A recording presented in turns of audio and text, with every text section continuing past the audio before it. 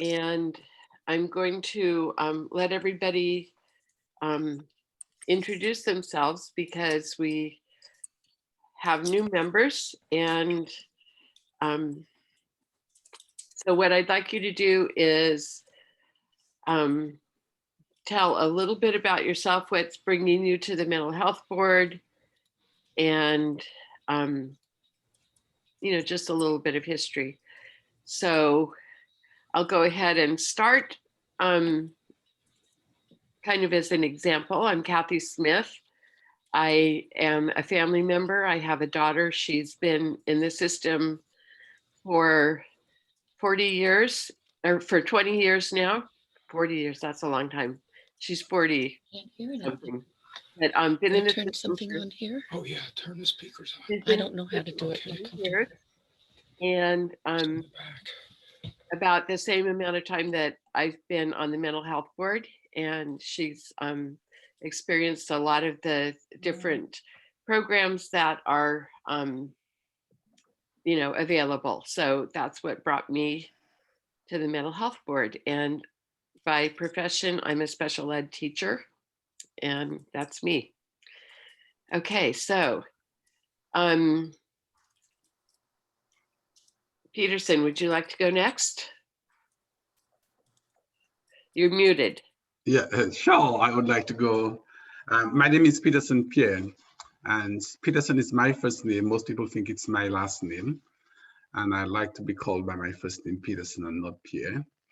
I am a registered nurse by profession, and my specialty in nursing is nurse anesthesia. And I graduated from nurse anesthesia school a little while back. It's in 1995. Make me feel like I'm old talking about 1995. And I currently work as an emergency nurse, and also I work part-time at UCSF School of Nursing. And the reason for me being interested in the board is having worked in the emergency department for a number of years, since 2001, I realized a lot of patients who have mental health issues, from my vantage point, I felt they were being treated like second-class patients, so to speak. They would languish in the emergency department for a long time, and they're very, getting them to an acute care inpatient has been a challenge. I mean, it still remains a challenge, but over time I have seen a lot of improvement. And I felt like if I were to be on the board and see what's happening from a system point of view, maybe I can make a difference, or I would understand it better, why our resources are what they are, or what else is out there. And I'm happy I joined the board. This is my second year. My term ends next year, and I am currently the vice chair of the board. So and also I bring some diversity to the board as well.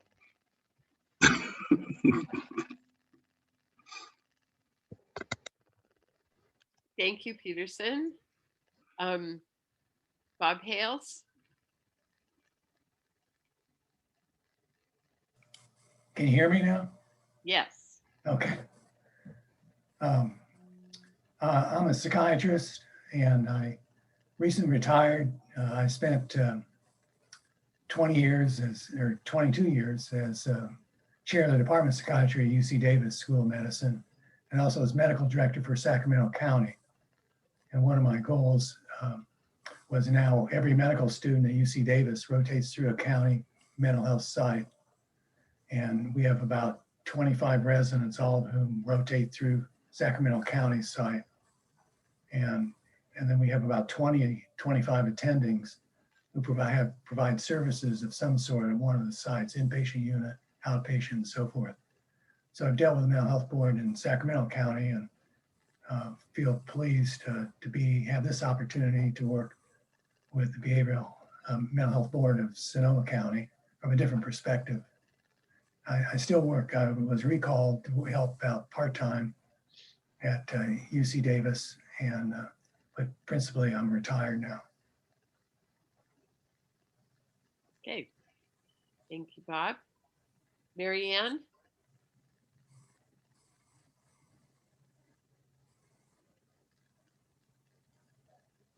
Can you hear me now? Yes. Oh, good. I've been on the board for quite a while.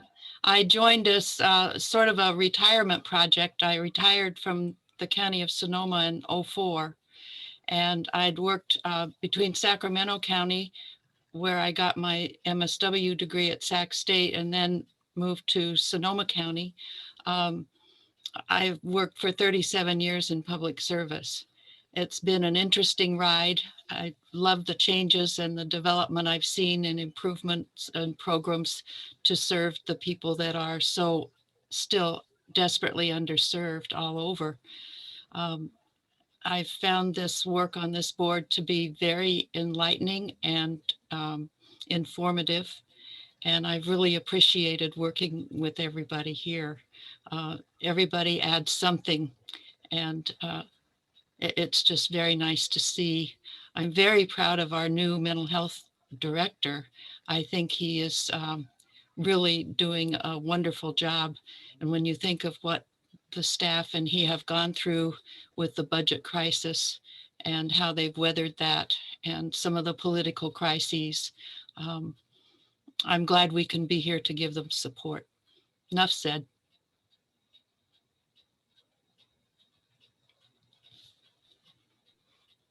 Thank you, Mary Ann. Bob Cobb?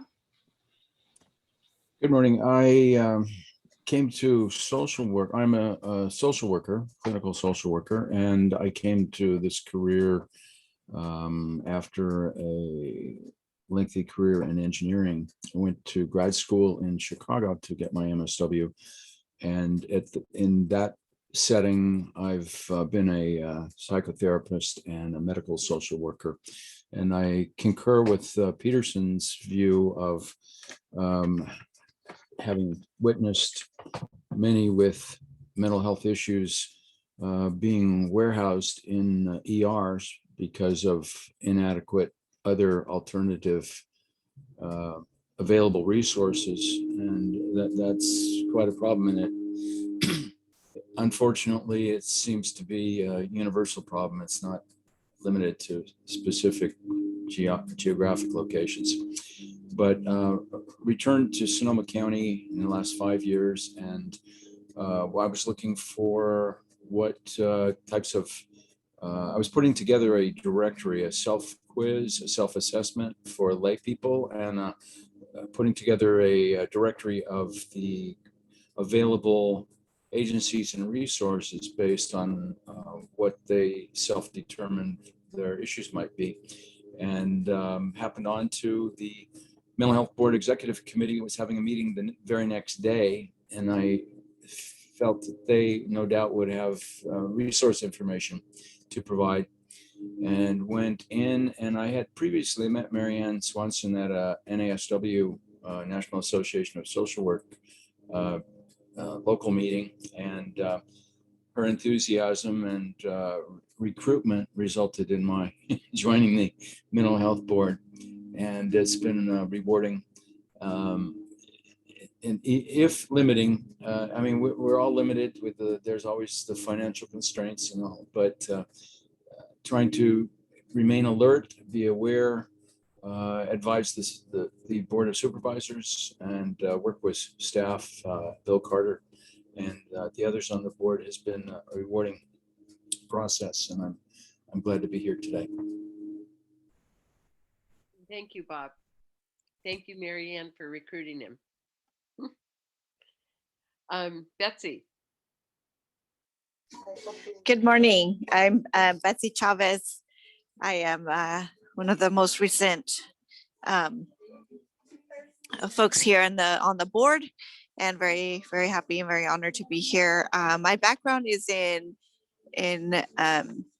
school counseling, and what I bring to the board is I'm hoping I focus on elevating youth voice as well as our Latinx voices. I think that's based on my experience and also my background. I was born in Mexico, I arrived here when I was very young, and growing up, there's, mental health challenges, although they were unseen and unknown because of the lack of knowledge and background. And so understanding that for my family has been very difficult and challenging in navigating resources and just understanding it in its totality. I have a brother who's schizophrenic. I have also myself suffer from anxiety and depression. So mental health is very present and something I work on every day. And so one of my passions is to bring more knowledge to our communities and to break stigma and to work with the mental health to provide services to meet the needs of our community. So thank you. Thank you, Betsy. And you are not the newest of the members. I think Vanessa is. And Vanessa, Oh, your turn. I haven't had the pleasure of meeting her. I must have missed that meeting. We're meeting her now. Oh, nice meeting you, Vanessa. Nice to meet everyone. I'm Vanessa. A lot of what Betsy said is a lot of the reasons why I wanted to join this board. So I'm Hispanic, and there's just so much stigma. There's been addiction, suicides, there's also depression and anxiety that runs in my family, but so much is unknown. And again, there's just so much stigma. So I want to bring those perspectives to the board and also just learn a lot more. I graduated from Berkeley in 2019, joined a lab in the mental health department at Stanford for a summer, and now I do public health research. And I'm currently talking about Davis with Robert. I'm currently waitlisted at UC Davis Medical School. So fingers crossed with that. But I do hope to get an MD and maybe a master's in public policy as well. I'm very excited to be here, hopefully learn so much from you all and bring these perspectives from the community here in Sonoma County, specifically the Hispanic community. Thank you, Vanessa. And Annabelle. Yes, hello. Can you hear me? Yes. Okay, good. I'm out of town, so my Wi-Fi is kind of weird. But hi, everyone. My name is Annabelle. I graduated from UC Santa Cruz last year with a degree in psychology and legal studies, and I'm currently working on my master's at Sonoma State in public administration. So I'm kind of interested in psychology on like an academic and personal level. I also am a member with lived experience. And I currently work as a rehabilitation counselor for adults with disabilities. So that's also been really eye-opening to see all the mental health struggles within that realm as well. So thank you. Okay. And I think that's everybody that's here. So we all fit on that one screen. Okay, so other board business.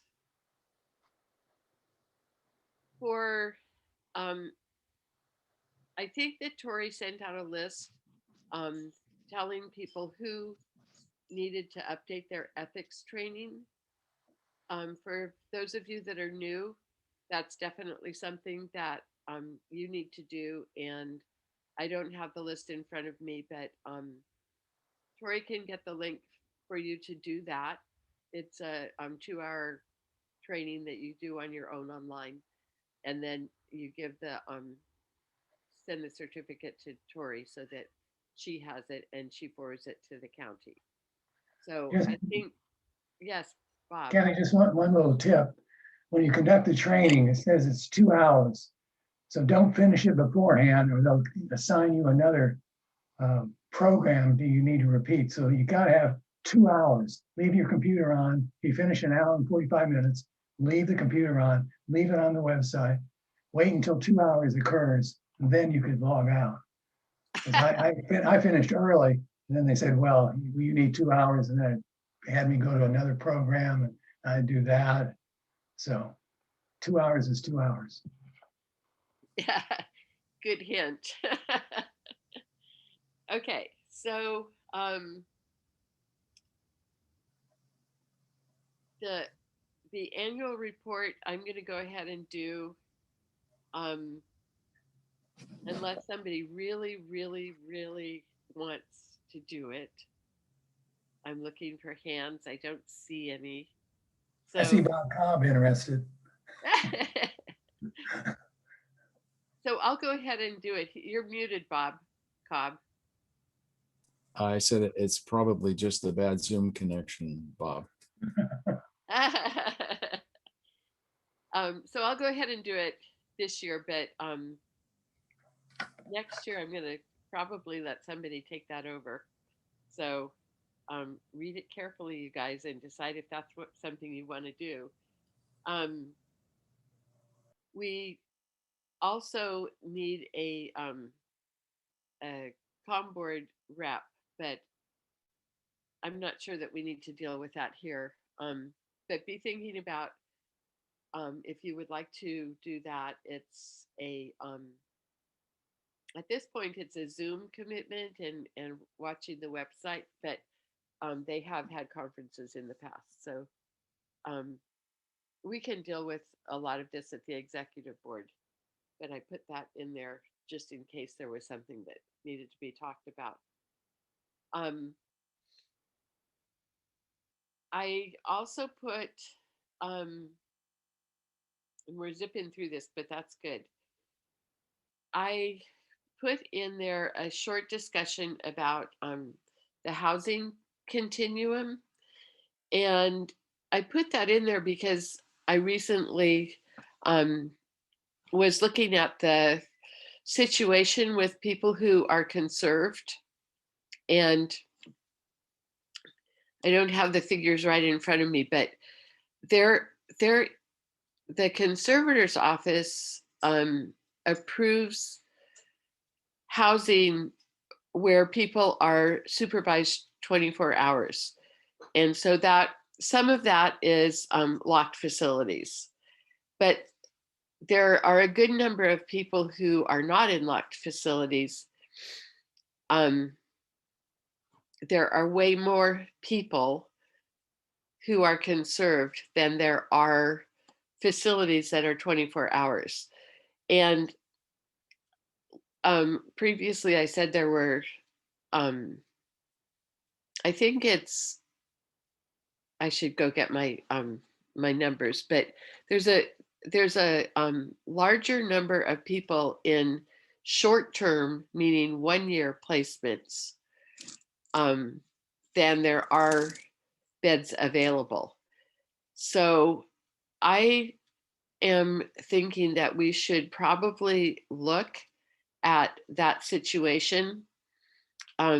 Many of the people that are conserved are housed out of county, a lot of them at Davis Guest Homes, which are in the Central Valley.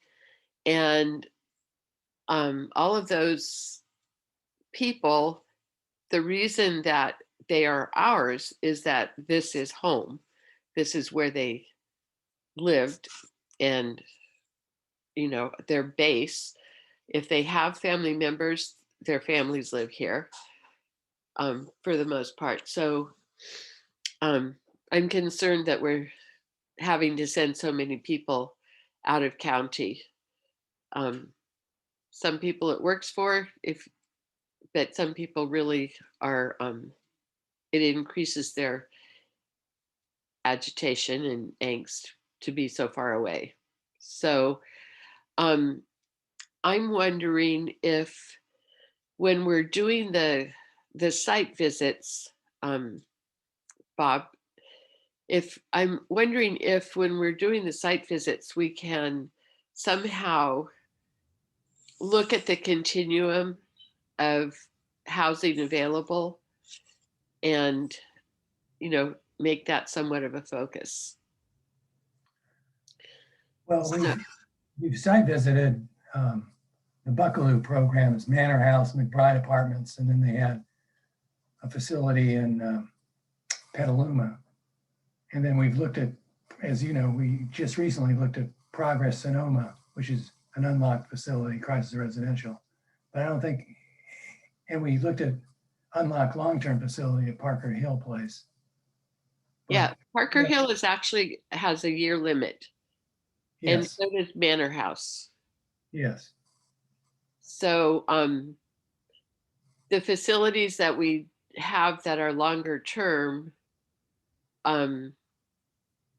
are that are approved by the conservator's office are Brown Street and Hope House. yes. They both have they can both handle 12 to 15 people, and Brown Street has 2 people there who are conserved, and Hope House has 8. Okay, So they, even though they are among the only places where conservatives can be housed, they don't have, they have other people there as well. So, which is good for the other people who are there, but it limits, the places for conservatees. So, we could certainly visit them. Or pardon? conduct- We could certainly do a site visit. I'm thinking site visit, and I'm thinking that it would be good for some 1 or 2 of us to work somehow with the county to look at the housing continuum and see if we can figure out where the needs are. And I know that there's housing money becoming available with the with COVID relief and for homeless, and maybe we can help with guiding some of that money to serve some of our people in a better way. Bob Cobb? I'm wondering if during the related site visits, just having conversation with their director, asking them, well, are there possibilities to expand your services, or have you explored that or anything? Do you feel there's a need that you might be able to fill? Have you explored the funding that might be available? That type of thing, kind of planting seeds and having a dialogue about potential expansion. I think that the site visits that I have attended, it has come up, not so much them expanding their services, but I know that when we visited the Progress Sonoma and Parker Hill, that they actually have a variety of programs in other areas. Like Napa has some residential residential programs that are run by them. So I think that the opportunity that the people with the knowledge of how to run those programs that we might need are there, but I think it's within the county system itself to figure out what is needed and provide the funding or solicit the funding to have them have their programs here. So I am going to actively be attempting to work on that, and if somebody would like to join me, I'd be happy to have somebody working with me with the county housing people to figure that out. So Count me in, Kathy. This is Betsy. okay, Betsy, thank you. I'll get in contact with you. Okay. And I think that that's basically what I just wanted to bring up, that I'm really seeing a need that we haven't addressed particularly, and I'd like to have some focus on that. And I'm willing to, put in some time and work on it. Okay, and my computer's deciding not to, my agenda's not there anymore, but okay, so I think that Betsy and I will, move forward with that. And we can talk at our executive committee meeting about, I know that QIC has done some work with that, and we're going to need to work on that representation, but because Peterson has some conflict. But that should take care of that. And so now let's get on to the meat of our meeting. And I shared with, I had Tori share with you the Google Doc of the Jamboard that we had been working on. And Tori's shared it there. I think that if you're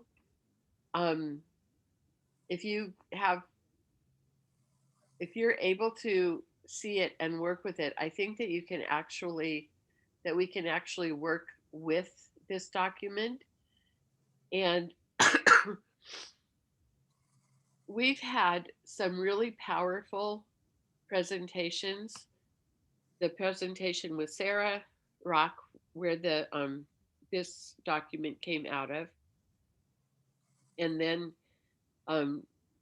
Dr. Daniela Dominguez with her presentation about race and white supremacy, and then Wendy's presentation about trauma-informed care that I know that Betsy was involved with as well. Those were all really, really strong presentations. And I was thinking about the reason that we had pursued having those specific presentations, and especially about the terms ACEs and trauma-informed care, and realizing that the reason that we had the presentations is that we needed more information about what those terms actually meant, practically. So I'm thinking that if we, that what we want to do in whatever statement we make is address the meaning, that go deeper than just using the terms. So secondly, we have to decide where we want that statement to be made. And I know that in the past, somebody had said, well, we could have it part of what the, the introduction to each meeting, and put a statement there. So, Tori, if you go to, I think it's the 4th page.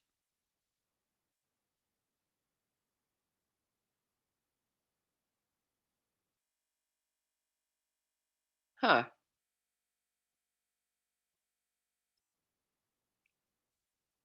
Okay, so I thought that I had typed in. The one that you sent me, I couldn't open. So this was the one that I had found in my email. Okay. The link you sent me wouldn't open for me this morning. Okay, so I'm wondering if, okay, this is always a scary thing for me. If I try to move to another screen, doesn't always work. Let me see. Okay, so I'm going to go to my drive.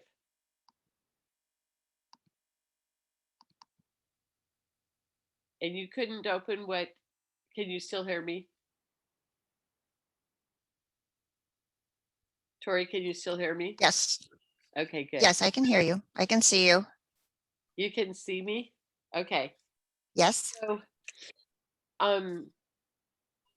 I copied onto page, I copied onto page 4, the mission statement, who we are, and the vision. And that's not showing up on your copy of the drive of the. No. No, this one was coming from Sarah. That's what she emailed us. So I don't have, your copy wouldn't open for me. I can keep trying, but it doesn't, says accept invitation and then nothing happens. Okay, I'm going to try again to share it with Okay. you. Okay.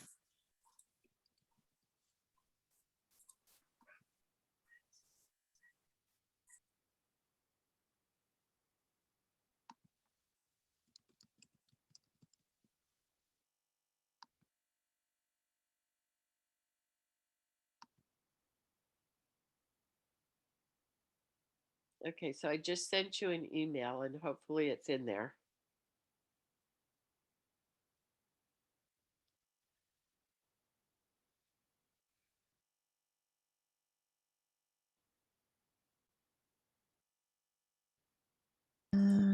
Yes, there is quite a bit in this email.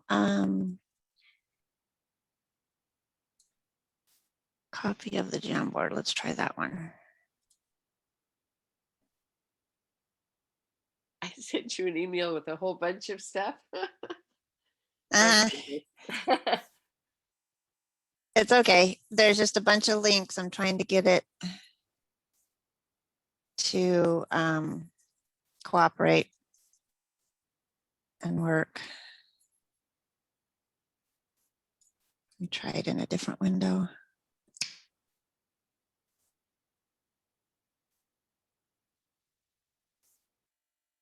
Now it's asking me to accept an invitation. Oh, maybe this worked. Hang on. Push enough buttons and it might just actually work. Alrighty then. Let's see here.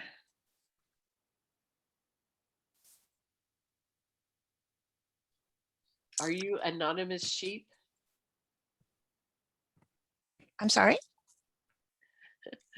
Can you see it now? Does that look about right? I And see a blank then, page. uh-oh. Let's try this again.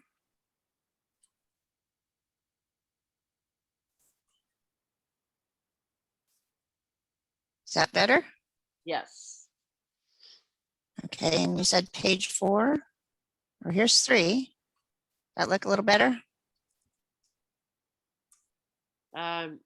Yes. That's page 3. You need, Okay, you want 4? 4. Yeah. Okay. So this is Do you the want it bigger? I don't know. I think I can see it, but I think we're okay. Okay. Okay. So this is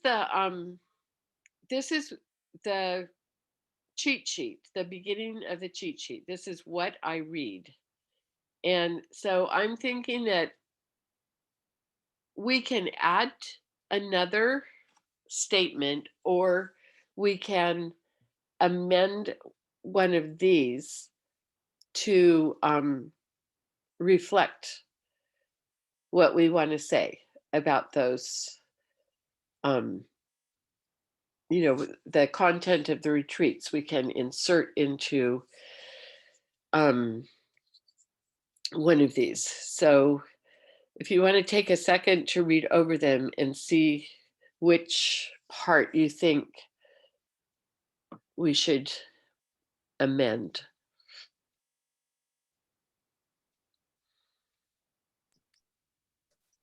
Kathy, would you clarify what I've read this over, but I'm not sure what you're asking. Okay. And maybe I'm on the wrong track, but we had in the last, for the presentations we had decided that we wanted to make some sort of a statement, make a plan of action on what we were going to do with that information.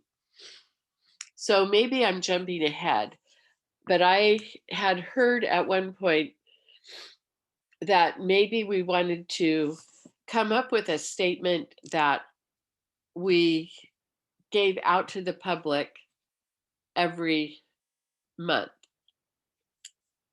that would be added to what was read. So this is one option of what we do with the information that we came up with, is to add to or amend what's read at the beginning of each meeting. So that's one option,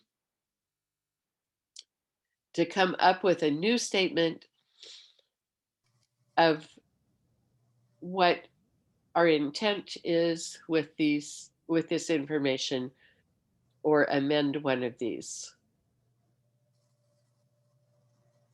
So Bob Hale. Yeah, I'm looking at the bylaws which we approved or revised in September 2020. Yes. And we have a mission statement, which is almost exactly the same as shown here. We don't have a vision statement, but it talks about powers and duties. It's actually pretty good. I don't know if you want to read any of that. That mission statement? Well, the mission statement's the same. Uh-huh. Our bylaws. But we also have a section called specific powers and duties. We don't have a vision statement.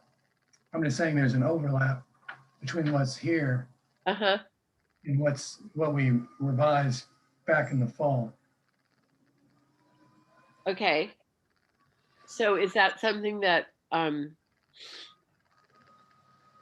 do you think it's appropriate to put whatever we come up with into that spot? Or should we have a vision statement as well? Oh yeah, I think so. So looking at the vision that I read every month, is that where we should be focusing? Is coming up with a vision statement that could both be read and put into the bylaws?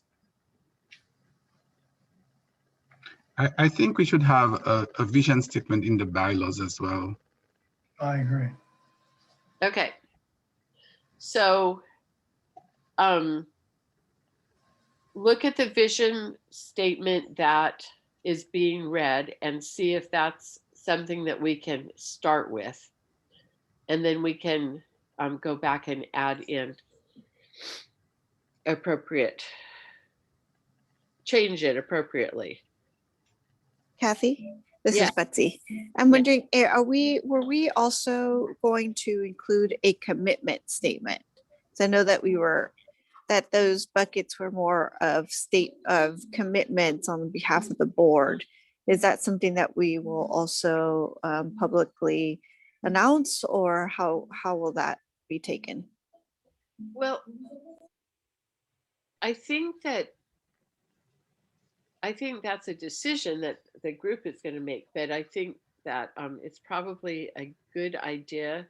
Whatever we come up with should be something that we're willing to put out to the public, on a fairly regular basis. So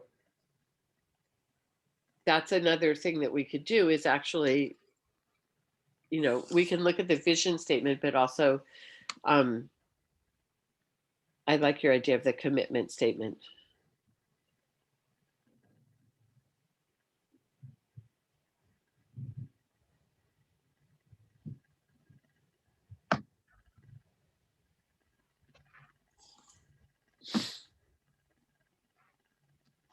I'm just afraid that we add too much to the statement that we make, and it it's its value is not really taken by, you know, by having so many things to read at, especially at the beginning of our meetings. So It is cluttered yeah, so already, which is why I didn't want to, you know, I would rather amend than add more to read, because at some point that's just, you know, people stop listening.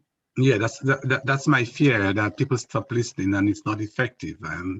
Or do we um or do we have something that we give, well, these days we don't meet in person, so it has to be read, that people can pick up and say, you know, we can make reference to, oh, our vision statement is at the table, when we used to have in-person meeting, and encourage people to take it and take it home so that they know what our vision is, or, you know, something to that effect. Okay, so I'm just afraid that the value of what we are reading is going to be watered down by, you know, it being too long, and, you know, people just tune off. Kathy, yes. this is Marianne. I agree with Peterson. I think my impression over the years of watching our audiences is people just kind of wait for our preliminaries to be over with, and they've come with their own agenda, either needing help with a personal problem for themselves or a family member, or they want to hear the presentations of the various programs that we invite to come in and inform our community. And I think the more time we can leave for that kind of interchange, and the questions, often the questions they have for the director are very informative as well. But I think people just kind of tune out as we go through this initial presentation, which is important, but not the whole point of the meeting.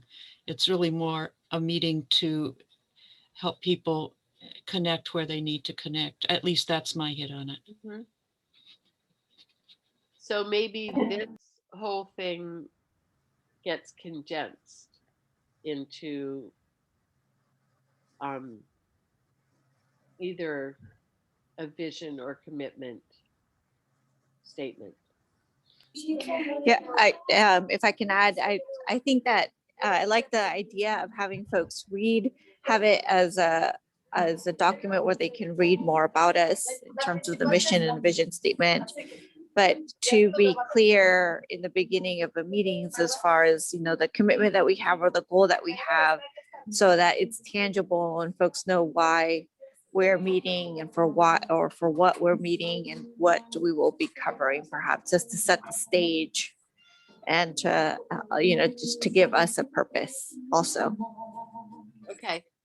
So shall we start fresh and just go back to what we want to say, and then we can decide whether we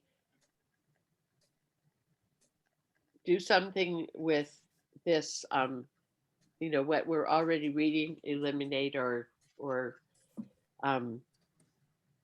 should we just start fresh with what we want to say? I'm thinking, you know, that we could use this as a basic structure and, as someone said, condense it, or condense it. We could probably make it half as long for the purposes of opening the meeting. We could always have a document of this size, and I'll be available on the website or somewhere so that it's more explanatory. But yeah, I understand at the beginning of the meetings, we just want to hit some of the high spots. And some people are brand new to attending the meeting. And so I think there are some of the things in that cheat sheet that are informative, like what's the range of our powers? What are we looking at? What are we hoping to accomplish? If for someone brand new walking into the meeting for whatever their personal reason, I think we need to define that a bit. So there is a purpose to having something there. Okay, so yeah.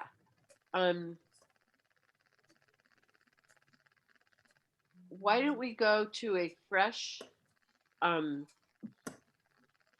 like review what we have here on the Jamboard and then go to a fresh page and come up with the basics of what we want to express and then see how it fits into, you know, the cheat sheet and what we actually want to say there. So Tori, if you can go back to page 3.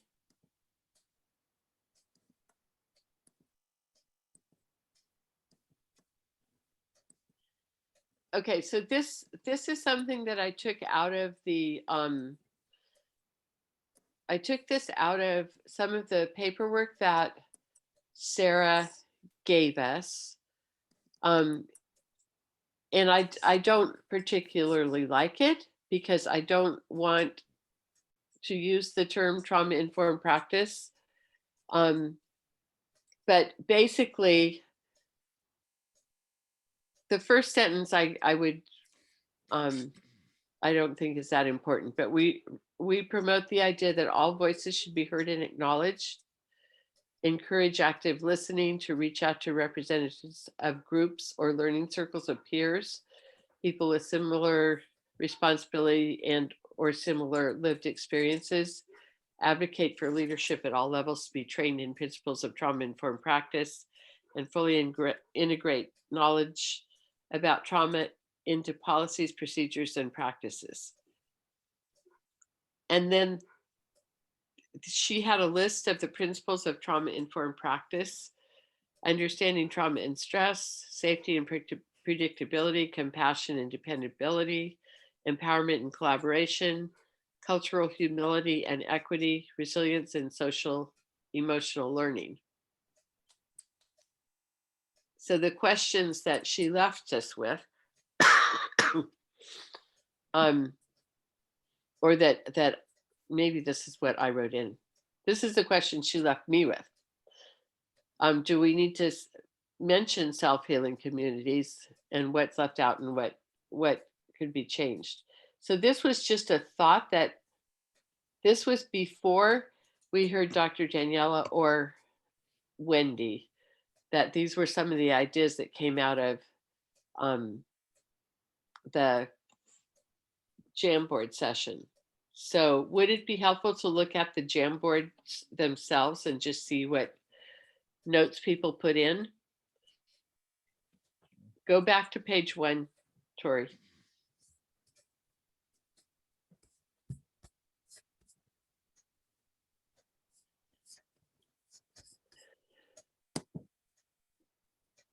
I have a question. I pulled up the Jamboard that I received in January. And maybe that was something of what you were having some problems pulling up certain pages. I can see the post-it pages, but all subsequent pages just have a title with nothing after the first couple pages. Is there some way that can be filled in, or is that just the way it's going to be from what was sent out? And if so, how did the text that Kathy had provided on subsequent pages, page 3 and 4, where did that come from? Because I've never seen it on what I received.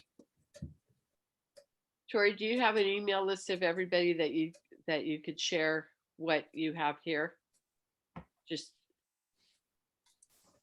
I just did it. I just sent it to everyone in their email box. It's a link because that's the only way we can do it.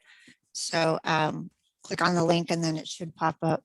If it asks you to accept an invitation, hit decline and then it'll pop up. That was my lesson learned. Thank you.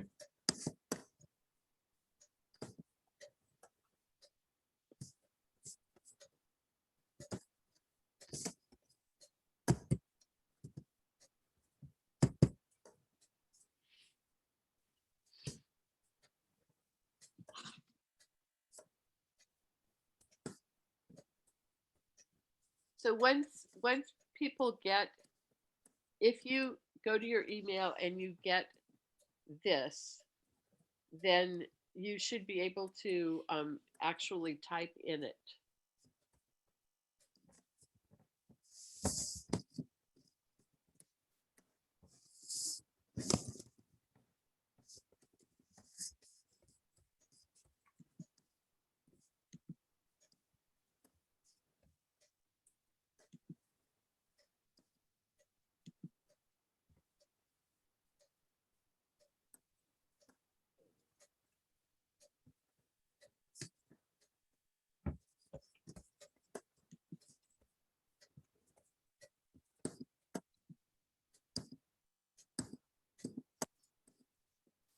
Did everybody get the email? Is it opening for you?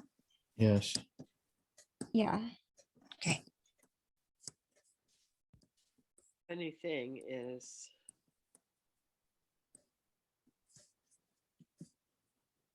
I can't figure out how to get it for me.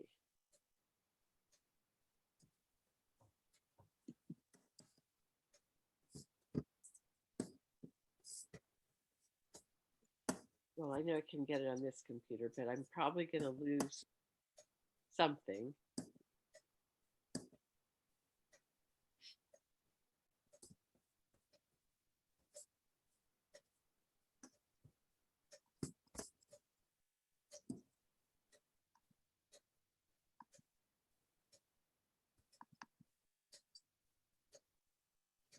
Okay.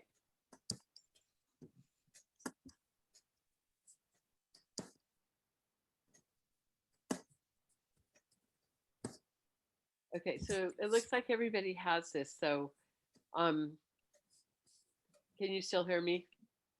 Yes. Okay, good. So,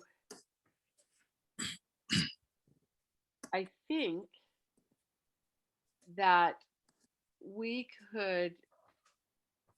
you can go back and forth looking at the pages that we did, and maybe we can just start up a new page with what we think our commitments should be. We as a mental health board. I like your idea of commitments, Betsy.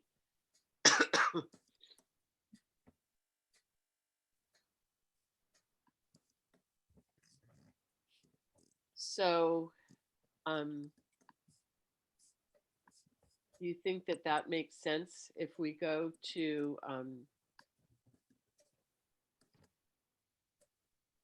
page 5 and put what you think our commitment? You can put sticky notes on and say what what statement you want to have in our vision for our commitment.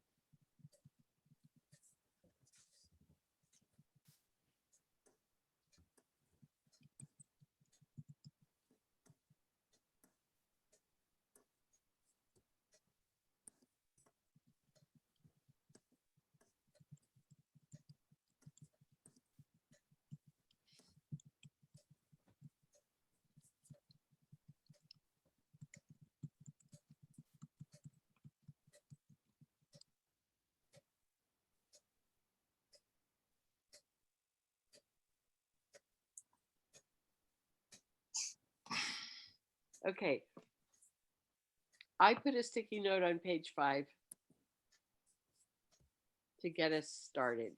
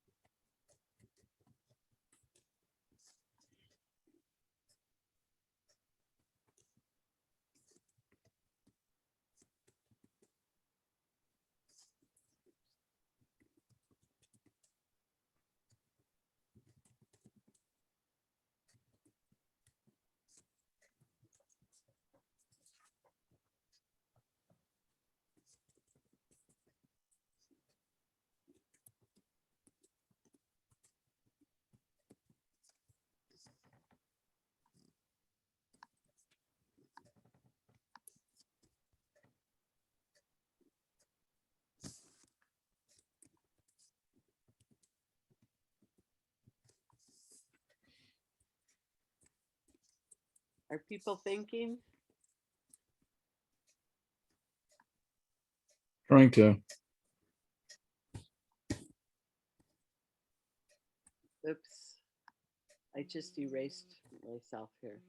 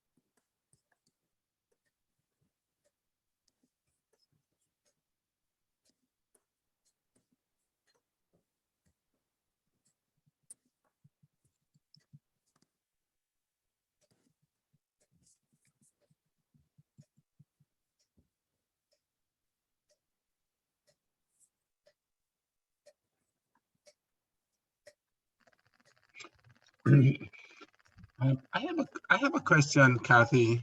Yes. It's more or less expressing my ignorance. I have never seen a policy that is written anywhere that is racist, that's inherently racist. I don't know if someone has an example of one they can share with me. And to say and ensure anti-racist policy, what does that look like?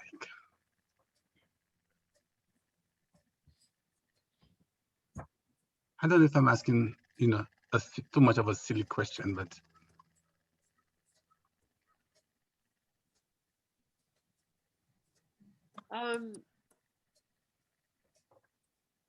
So Peterson, are you asking in the mental health arena specifically? Well, mental health arena, but in general, I haven't seen one written that I can just read it and see it is inherently racist. Maybe that's why I am having difficulty in understanding how do we write anti-racist policies. I'm just having for some to be educated on something. I'm not criticizing as such. I'm just a little blank on this. Maybe someone who has seen one or know what one look like, or how do we write and how do we ensure or have a policy written and considered to be anti-racist policy? I have a couple examples, Peterson. I would say within education, the fact that we are not having all of our students represented in our curriculum, like ethics, having a proper ethnic studies component is intentional. There's also, the redlining when it comes to housing. That was intentional in 30s. I know that there's an act against that, but it's embedded in how housing has been created. And so that those systems are in place. There's, financial systems. I mean, there's systems in place that are racist and they were intentional for in its creation. And so those are systems I hope that as a mental health board, not those systems in particular, but systems and policies that we consider in implementing and advocating for, that they have our community, all of our community's best interest in mind, especially in particular our BIPOC community, because we are always underrepresented when it comes to laws and policies. So I hope I kind of answered. It's a longer answer, and there's probably a day dedicated to that, but or two. But I would say that's what comes to mind at this point. Okay, because the fact is I am not like aware of them, and I was like, how if I am working on the policy, I don't want to write something inadvertently that may look racist, because I don't know what it is to write a policy thinking of race in mind, because I don't know. I mean, I have worked in management and leadership place, and I don't remember coming across any policy that was inherently written that way that I could pick it up and say, oh, this is whatever. Maybe the organization that I work at, are different or have learned their lesson and their policies were not that way. So maybe that's why I never come across one. That's why I was wondering what it is. What does it look like?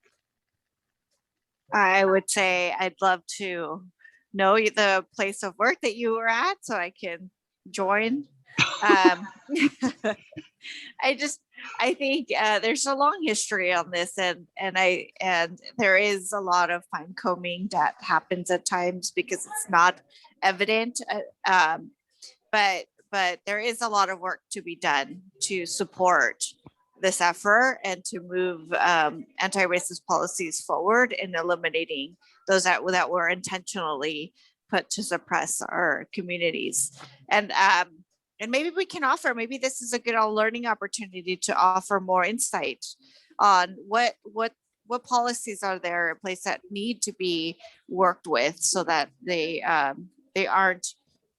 don't have that anti-racism sentiment behind it. So maybe a good opportunity. I think that's a good opportunity because I really don't know it, and I would love to be able to, to be enlightened on it and to be able to work towards making it better. But if I don't know something, then it's difficult to want to make it better or make an effort to make it better because you don't know where you're moving from A to B or B from B to D.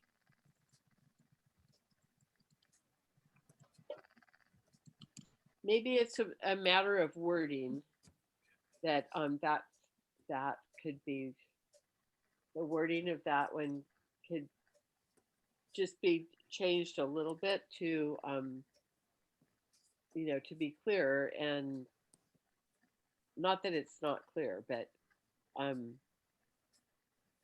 maybe it's just a matter of wording, that of semantics that you guys are talking about there. This is Mary Ann.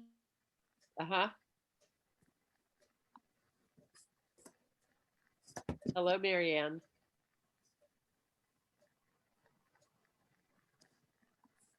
Can you hear me? Yes. Oh, good. I fear I may be missing the point of all of this, but it seems to me that a lot of this from that training, which was wonderful training, helps inform our eye as we review many different things. It's information for us in our own improvement of how we view the world. But I think our mission statement is enough as it is. And we're always trying to improve ourselves on when we look at programs and things that come in, are they all inclusive? And some of that can be evaluated just by looking at some of the statistical reports that we get from the staff on who and who is not served and who's underserved and why. I think one of the things that hits me the most is the language disparities and how we make sure that we have people fluent in various languages that where populations come in. Maybe, and I apologize if I'm missing the whole point here, but it seems to me this is more a training and an informative issue for our expertise at evaluating programs. I'm not sure that it's totally a mission statement. It seems like the mission statement sort of covers a lot of this. Just, it's not point by point. It's just there as a philosophy. I'll be quiet now, let you guys. No, you don't need to be quiet, because this is a discussion of what we want to put out and what we want to do with what we learned. So I think that it's important to have a statement about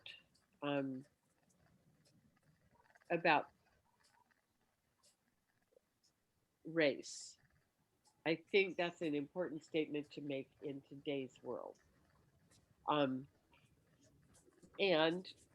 Betsy's right. There have been historical policies, and there are probably some now that we're not even aware of because we're just living with them. Yeah, that's what I'm saying. I'm not aware of. I'm not saying it doesn't exist. I'm just saying I'm not aware of it. So maybe I'm participating in something that may be racist, and I'm not even aware of it because it's the day-to-day runnings, and people are missing out on. I don't know. That's why I'm saying it was not a criticism of anything. It was just me understanding it better, so I know why I'm doing what I'm doing.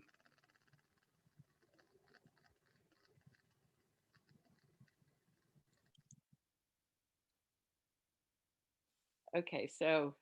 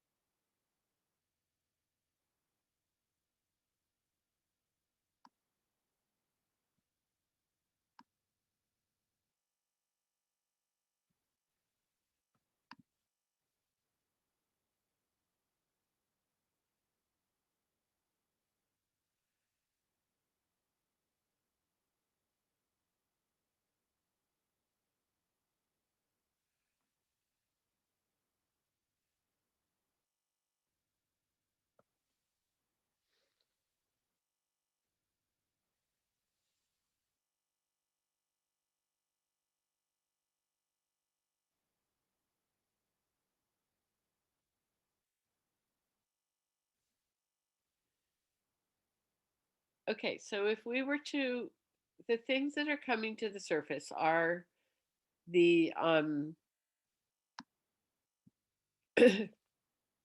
working with underserved and underrepresented communities, eliminating racism,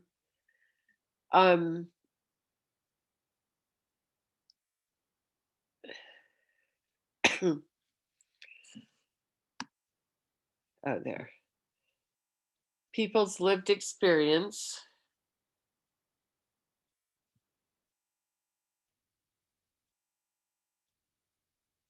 So if we were to start putting this into a statement,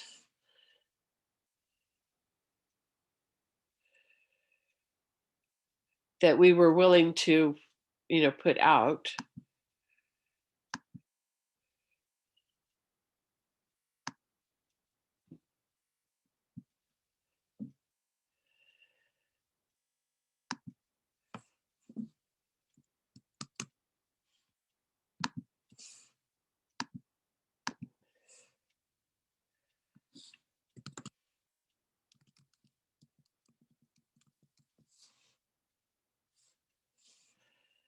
Oh, that's a big font.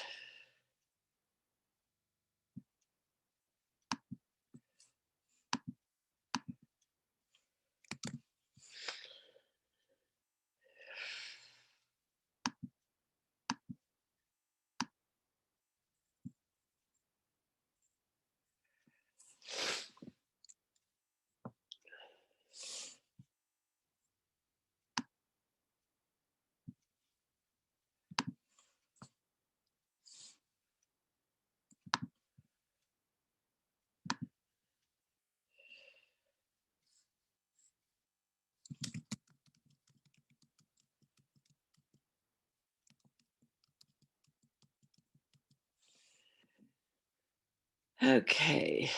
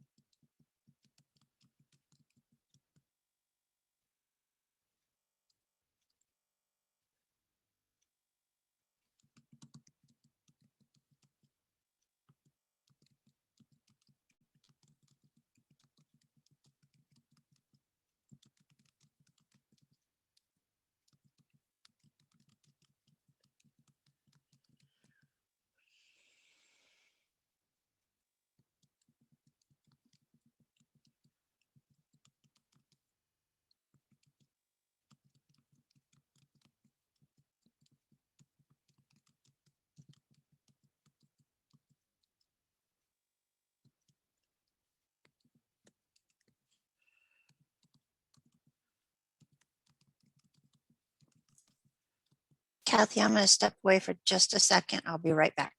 Sure. We're all looking at this anyway and trying to work with it.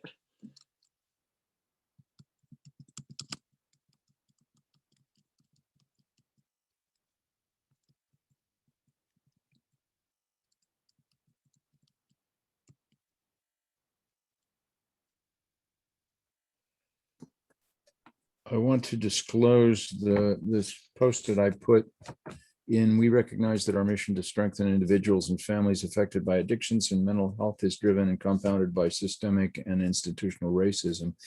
That I lifted much of it from a anti-racist statement from site, let's see, Bridges to Change, made slight editing changes, but I looked into that based on Peterson's query of what's an anti-racist policy or statement, and I was curious. So I'm not necessarily suggesting we use it as it is, since much of it is directly lifted, but it seems to fit in the direction that we're going. Mm-hmm.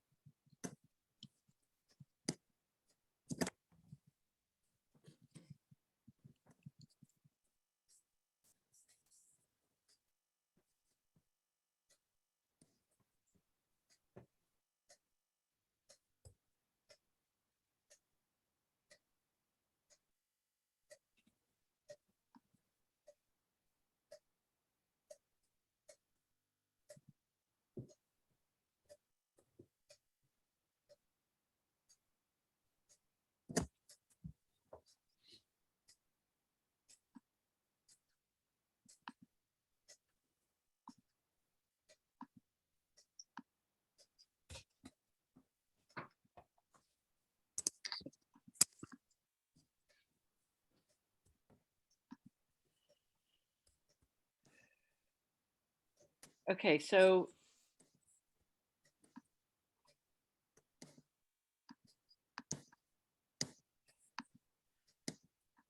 I started to pull it together in what I was typing here, and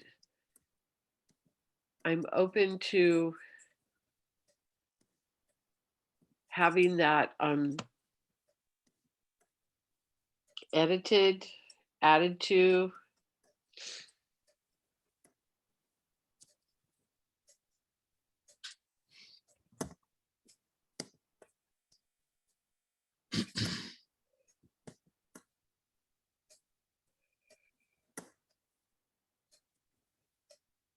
I didn't put in the environmental stress.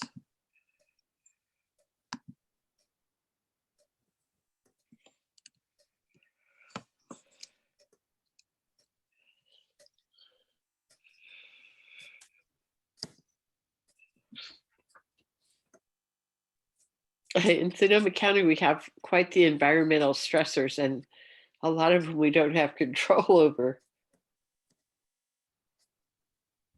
So I don't know who put the environmental stressors, but how would we reduce those? At least if we don't reduce them, at least have resources to be able to cope with them. Okay. So we would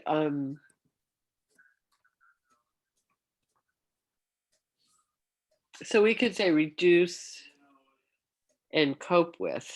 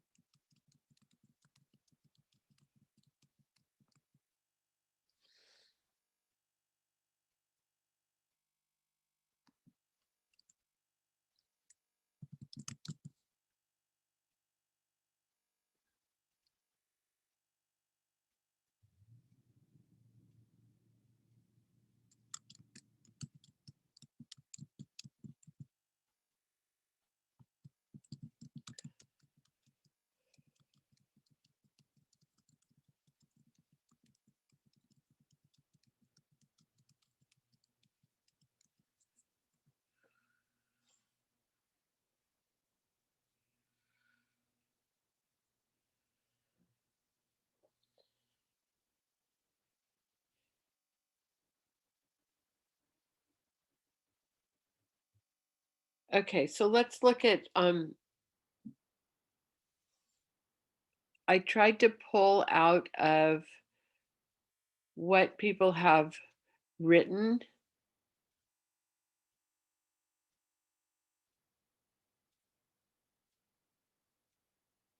And it's definitely a draft. So let's see if it's even close to what we want to say and fix it.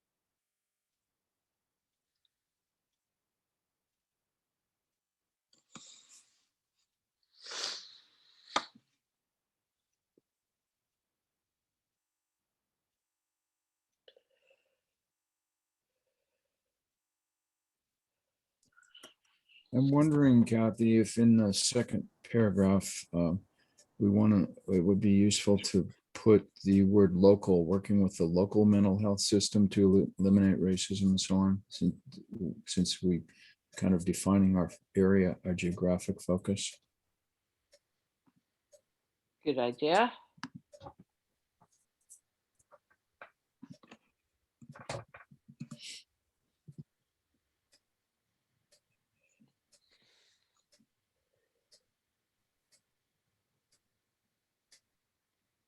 Just a suggestion, Kathy, for the first bullet, Yes.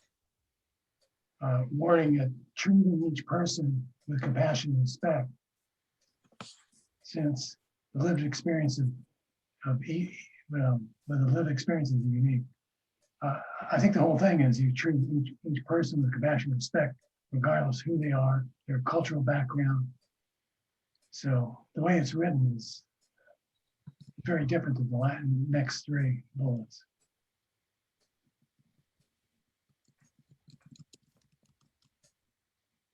Just the way it's worded. Yeah, and it needs to be fixed.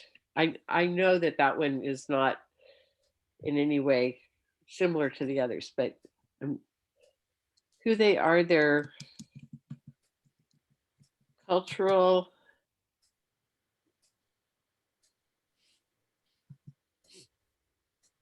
Okay, say again what you said. How should give me guidance on how to fix that? But one, treating each person with compassion and respect, since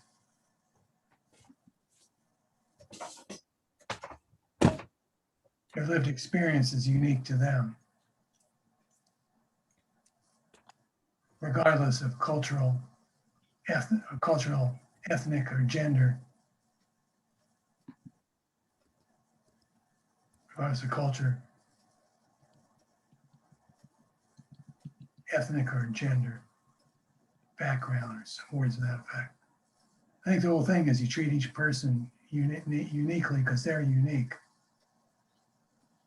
And so you want to treat them all with compassion and respect, regardless of their background. It's just editorial. Would we want to then put the phrase treated with compassion and respect somewhere near the beginning of that sentence? Yeah, treating each person with compassion and respect. Treating each person with mental health problems with compassion and respect. Treating each person with mental health problems with treatment and with compassion and respect.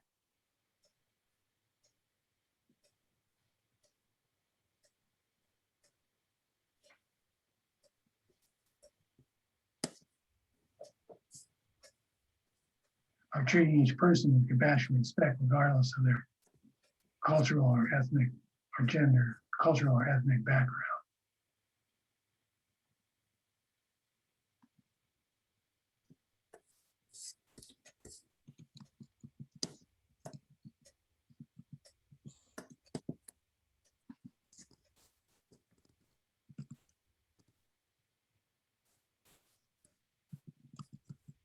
So treating each person with compassion and respect, regardless of their cultural or ethnic background.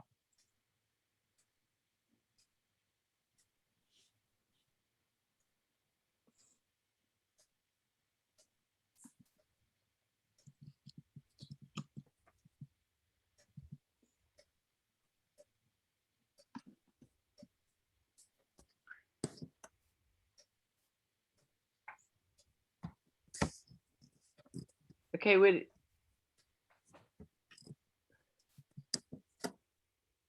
is there a place in there for people's lived experience?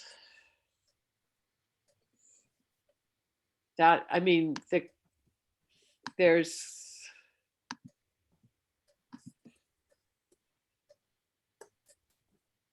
cultural, gender.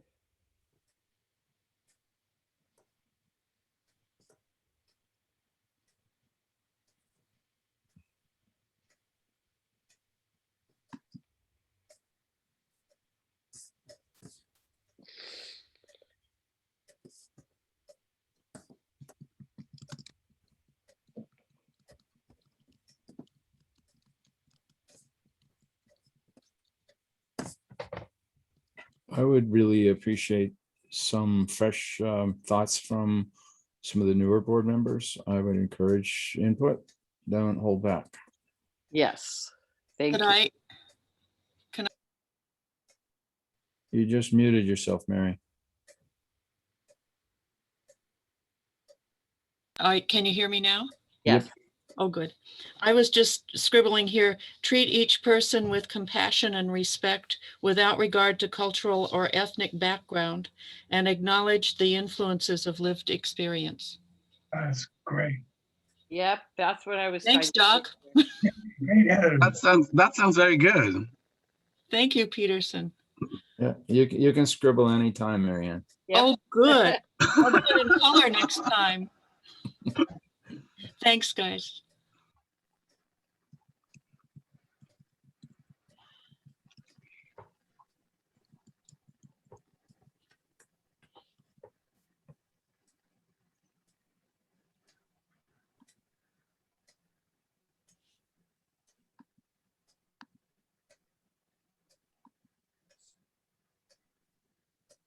In case you didn't see it, Betsy did a chat seconding Marianne's input.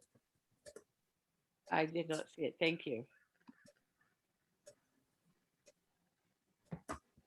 Okay, is that first one now? Does anybody have anything else to say about the first sentence there?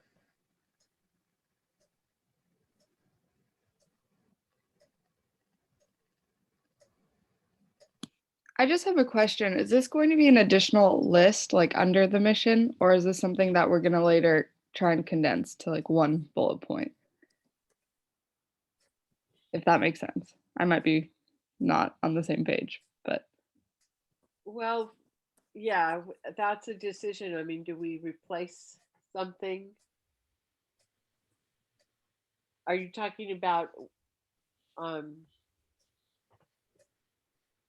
Are you talking about what is said at the meeting or where this goes? Yeah, I guess kind of both. I'm looking at the Jamboard and I'm just looking at the previous page that has like the mission and stuff, and I'm wondering where this list of we support goes. Like if it's going to be its own new list under the vision. Because I thought originally that we were sort of creating like a bullet point or something to put under the mission, if that makes sense. Yeah, I Great, think, it's a great question. I'm not clear myself whether once we get done with this block of text, where it might fit either as a replacement or an addendum or integrated into something. I don't know that we've gotten to that part. Okay.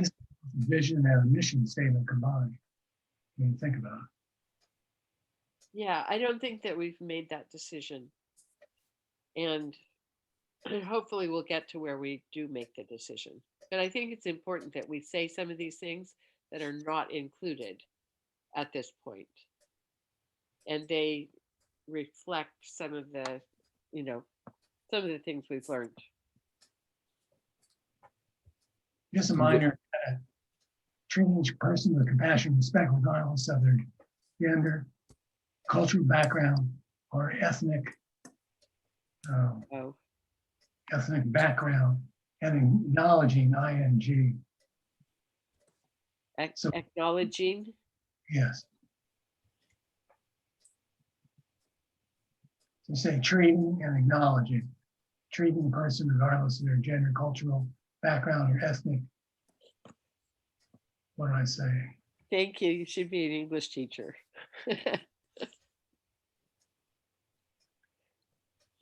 Thank you for editing that well.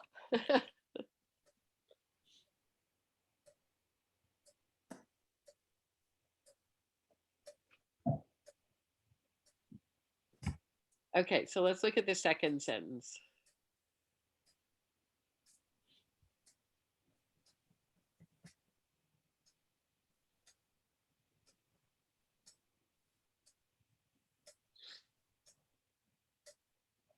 Betsy, does that get what you were talking about?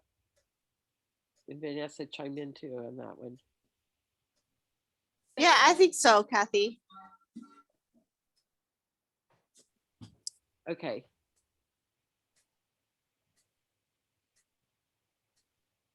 And the third?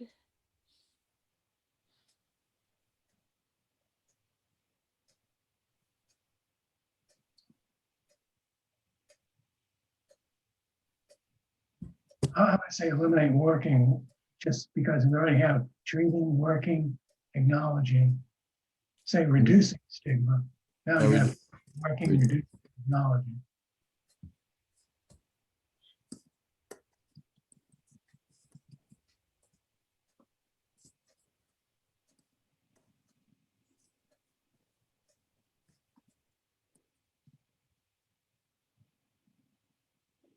I mean, none of those are sentences, so I should probably take the periods off of them.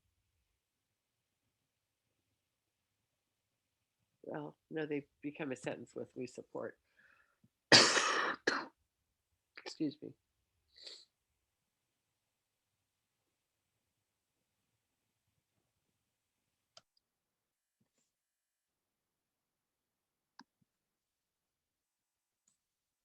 Should I know we have two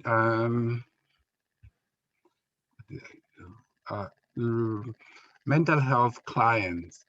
Should we add families to that? Because sometimes the stigma is not just only with the client, but also the family members carry that stigma. Or is it too much to add to this?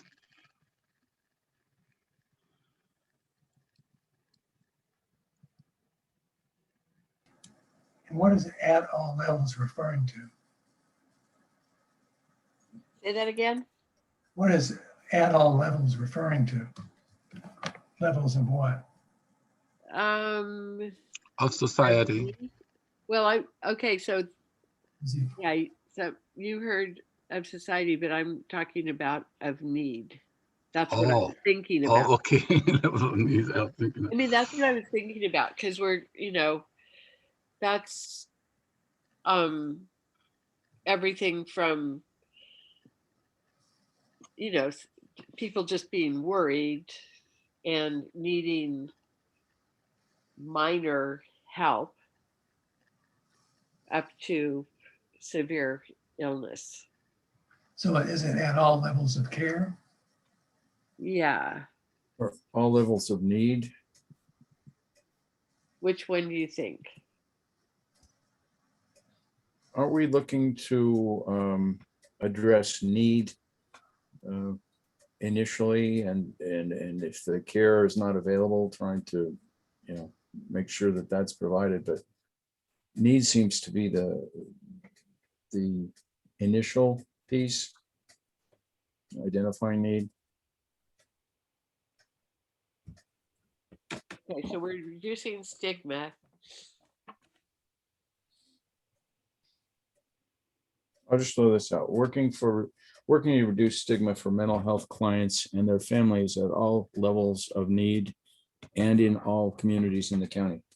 That's great.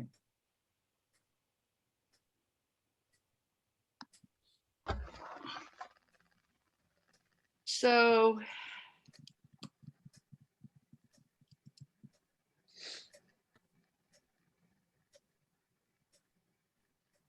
I'm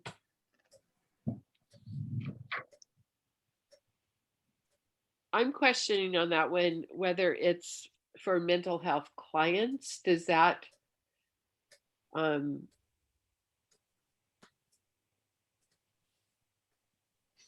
is it for actual people who are actually already clients, or is it for anybody who is seeking mental health care? That's seeking. That's good, Kevin.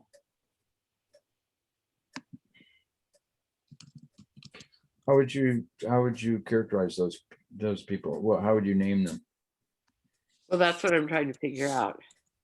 They are considered clients. They're new clients. People who has the need for. I don't know. Maybe I'm wrong.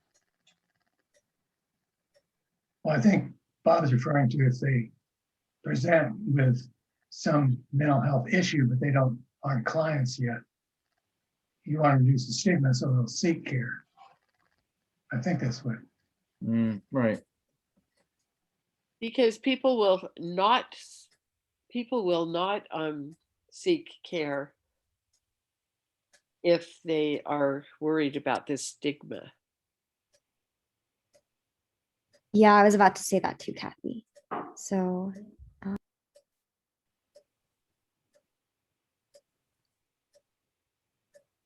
I think something had, can you hear me? Yes. Yes. Oh, good. I think something got missed about families. And I think of the many meetings we've had where a family have come in expressing their anguish and frustration at not being able to find the proper level or the proper door to get in to get care for their child or their whatever loved one it is that is affected. And there's definitely some stigma, I think, to a very painful conversation that some of our board members brought out a few months ago about being considered schizoprenogenic mothers, which was a term many, many years ago that I think has finally been kicked out of the books. At least I hope it has been. And those people suffer a lot. And just getting care and admitting to other family or friends that, well, I can't come to this or that because I've got to take so-and-so over to the hospital or something. And then maybe they get blamed for it. So there is a lot of stigma and pain for our family members that give so much free support to the patients. Yeah, that's why I said, we said clients, we should add family to it, because it's not just the clients, and sometimes the stigma is with the family itself. Thank you, Peterson. Yeah, and my last edit got undone somehow. So working to reduce eliminate working, just say reducing stigma. I Reducing know stigma. that I had edited it, but something happened. I don't know if I did it or what, but. So, Actually, I have a suggestion in the order of these four. First, you would put reducing stigma because you want them to seek care. Then you talk about acknowledging environmental factors. Then you have treating. Then you have working with the system to eliminate racism. Whereas you want to reduce stigma so they'll seek care. Be aware if they're seeking care that environmental factors can influence. Treating each person with compassion, respect. And then the systematic reason is you want to work with the system to eliminate racism. I just suggest more logical order. okay, so But that's just I one think I point. got back to what we had edited. So read it over and see if I got back. And then I'll see if I can change the order. Well, first, reducing stigma. Okay, so I have a suggestion on that one. Are we working on paragraph 3? Yeah. yeah, Okay. This is just a thought. Reducing stigma for individuals and their families needing mental health care at all levels and in all communities. That's great. say that again. Reducing stigma for individuals, comma, and their families, comma, needing mental health care, comma, at all levels and in all communities. It seems to touch on all the points that were raised. Okay, read it and see if it matches what you said, because I got What am I reading? the Have you changed it or? reducing stigma for individuals, comma, and their families, comma, seeking mental health care at all levels of need and in all communities in the county. That's great. Okay, the only difference aside from in the county was you have seeking, I said needing. That's a matter of discussion, I guess, up for discussion. I'll eliminate in the county because all it's understood we're focusing on the county. If so, we have put in the county in the other 3. But we Yes. did talk about, in the second paragraph, we did talk about local mental health systems. So we've sort of defined the arena.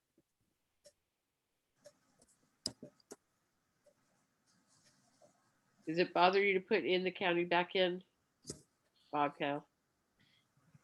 No, I was just throwing out a suggestion. Okay.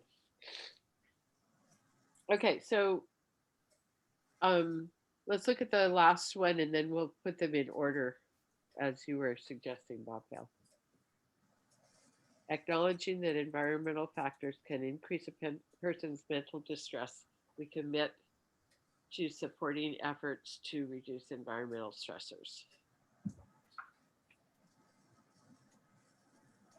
I like it with the awareness that environmental stressors is an enormously broad descriptor. It can mean any number of things outside what we normally might think of as mental health factors.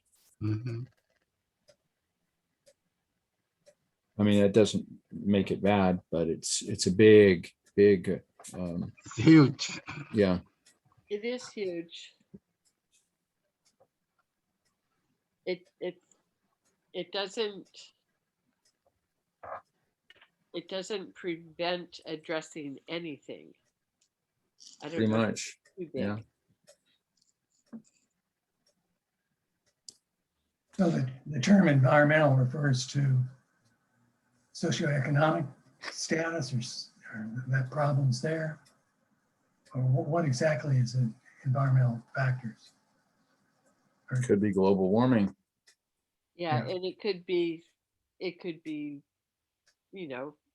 fires. It could be Drought. Drought, it could be, or it could be, I mean, it could be anything smaller than that as well. Supporting efforts to reduce It could environmental. be a locked door. So supporting efforts to reduce environmental stressors, since they can increase a person's mental distress. So we support supporting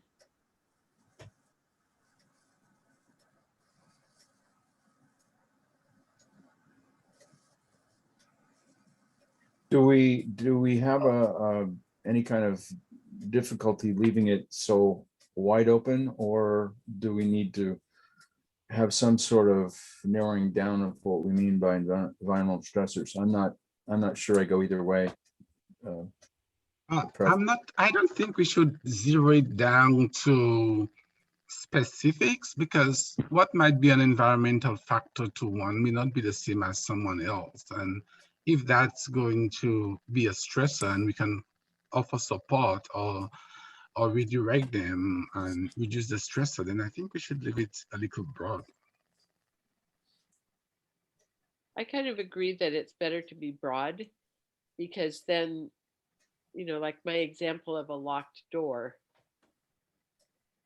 if you go to a place needing help and all you have is a locked door and there's no person to greet you, that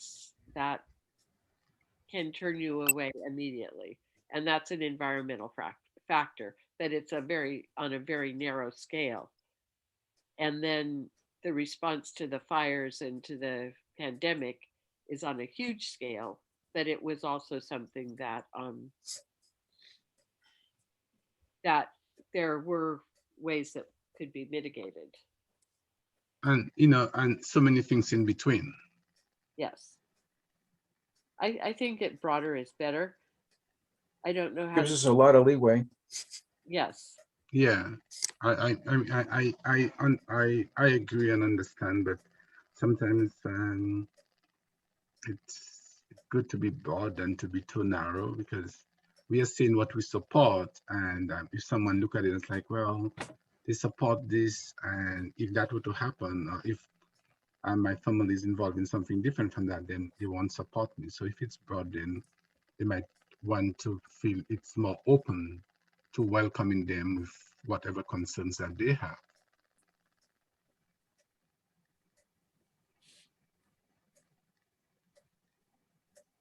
That's how I look at it. So, Bob Hales, apply your editing skills. Yeah, I was just saying, can you edit this? Well, if you look at it in the 4 little paragraphs, we have treating, we have working, we have reducing, we have acknowledging. So we have 4 different terms. And we mentioned about the order, but then if you keep acknowledging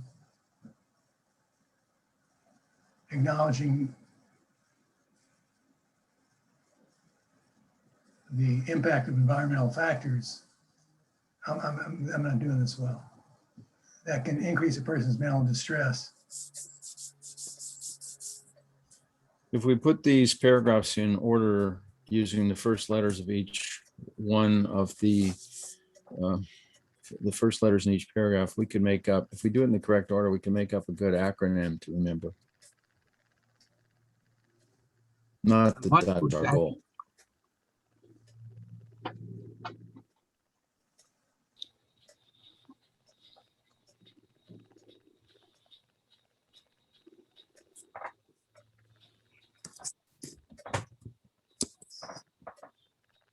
Okay. So we can polish in a minute. Is this something that, is it enough said to move on to figuring out where to put it?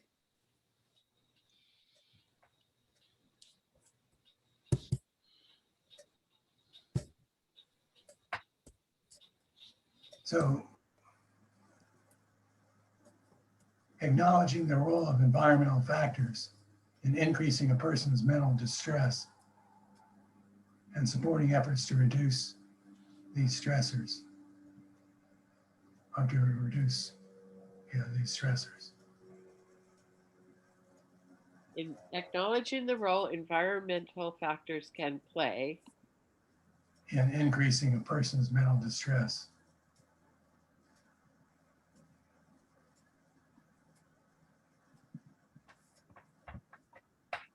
we commit And to being, supporting. Is that and being committed to reduce these environmental stressors, or to reduce these stressors. Because you already know it's environmental. we support being okay? So this last part, what did you say? Acknowledging the role that environmental factors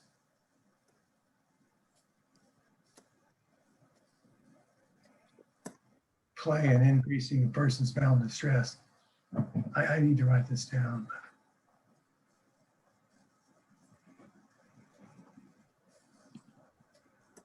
You want to acknowledge these factors are problematic, and you want to do something about it. It's Okay, basic. that's what you want me to write, right? No, I'm just looking I tease. conceptually. We commit to supporting efforts to reduce environmental stressors. Well, you want to use the ing since all the others are, because we support then the verb treating, working, reducing, and acknowledging. That should be the first word, and it should be ing. Okay, and then the end, do we need to put anything in here?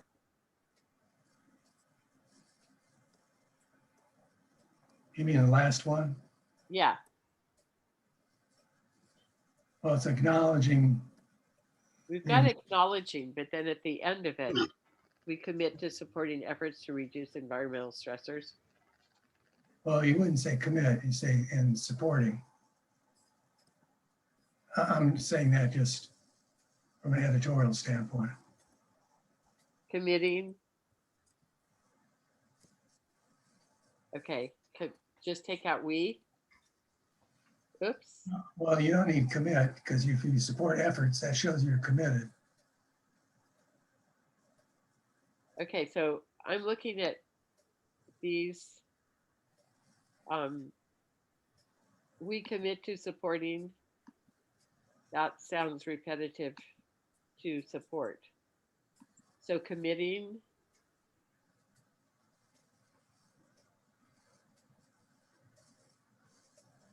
Okay, we can come back to editing that last end of it. So Bob Hales, you had a suggestion as to order of these? Well, my suggestion is, first you want to reduce the stigma, Okay, then you want to treat them, and then conceptually you want to work with it to reduce racism, and then being aware of the role of environmental factors.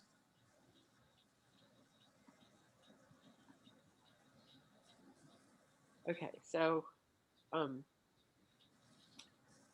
see if I can.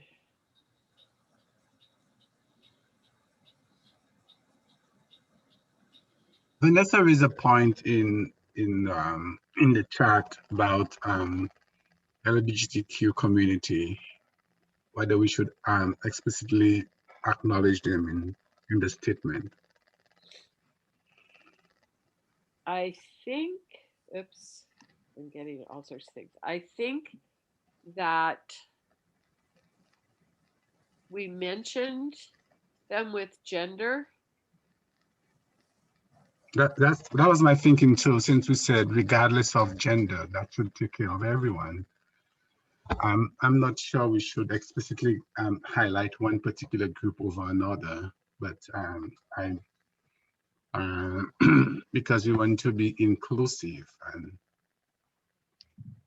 Vanessa, do you think that the gender addresses that enough. You know, I was debating that too. I'm not so. So the reason why I brought this up in the diversity committee I'm part of, we always explicitly mention BIPOC communities and LGBTQ. We just explicitly just mention those just to show that we are supportive of those communities. And I'm not so sure that just gender itself considers that community or will, because there's also like sexual identity is different than gender. Oh, we can add sexual identity to, regardless of gender and sexual identity, instead of having to highlight one particular group. What about just acknowledging sexual identity and sexual preference, regardless of those? Yeah. Take out gender. No, we can leave gender, but we can include those other two terms if we can fit them in, instead of highlighting one particular group, but at least it says gender, sexual identity or preference, you know. What do you think, Vanessa?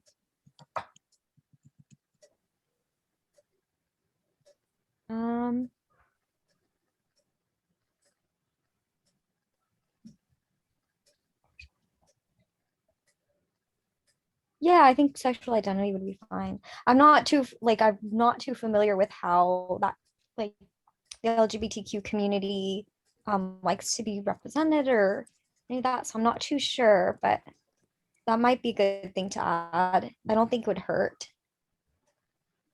We're considering the double phrases of sexual identity and sexual preference, I regardless don't of. think sexual preference is needed.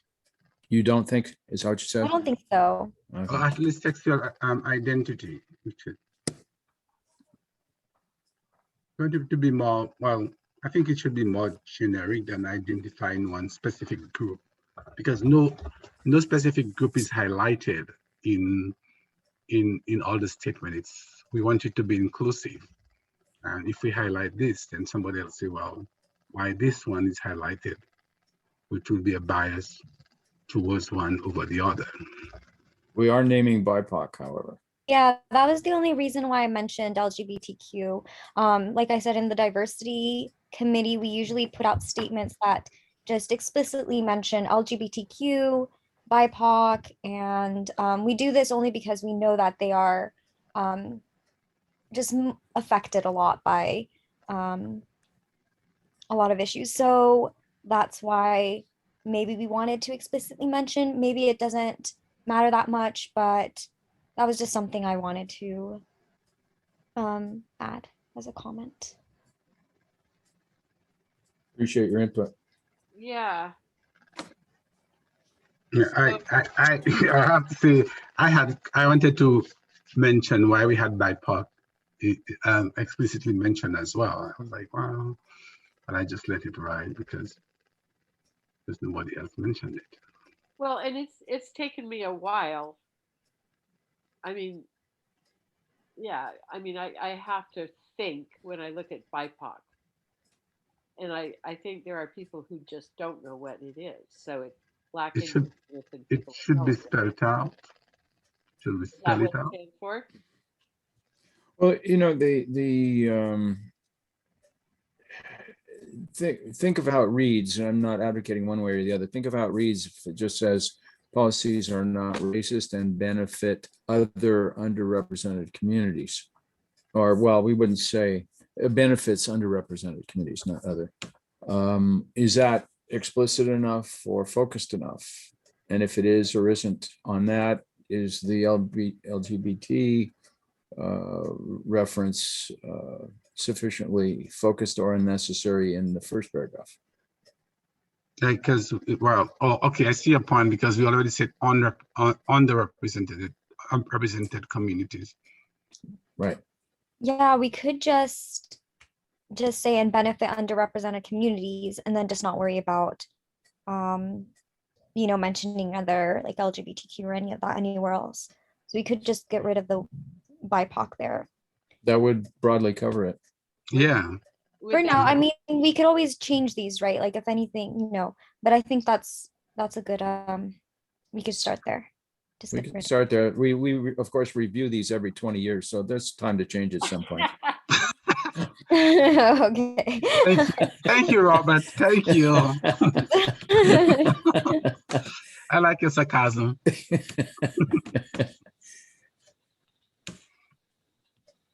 Okay, so since Vanessa and Betsy, this is really your, it's your area of focus. Does that second one now satisfy both of you? I don't know if Betsy's still here. She said No, she she said she chatted. was excusing herself. She had a family matter Yeah. to attend to Okay, on the chat. I'm paying attention to the chat, so I knew she's not. okay, because I can't see both. That's my, I'm not tech savvy enough to. Maybe No, that's that's why I'm highlighting what I see in the chat. Sorry. right. Thank you. We'll probably need to add that to the functions of the vice chair. Yeah. Okay. Watch the chat. So respond to the chat. Well, that's fair enough. Okay. So is that, Vanessa, does that look okay to you? Did I don't see a change. Maybe it hasn't refreshed or Okay, in the second sentence, working with the local mental health system to eliminate racism from our minds and hearts and ensure that our policies are not racist and benefit underrepresented communities. yeah, that's good. That's fine. You're okay with that? Okay. Yeah. I guess then it's like what is the definition of underrepresented? But I think that's fine for these statements. Okay, so Kathy, I think if you post your changes, we'll all be able to see it. Because Yeah. I don't see any changes as well. Right. okay, so I was hoping that all of you were looking at what I was writing. So I don't know how I don't think can't we can see it. you can see it. No. I don't see it until you re-enter the whole text. When you update, like you're doing right now. Well, Yes. So now Yeah. you can see it. Yes. yeah, you just changed everything now. Okay. So I guess when I'm editing, you don't see it. I thought you could. But okay, so the only thing that I haven't been able to do is change the order. And I was able to put the one in, but I wasn't able to put the others. So I'm seeing that it's not big enough to get that last sentence in. Oops, I'm turning things now. Okay, let me see what I can do here.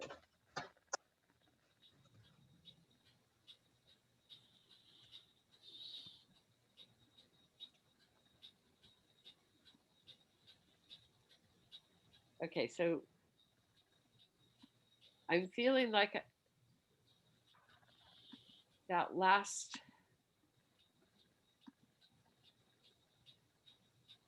Can you see the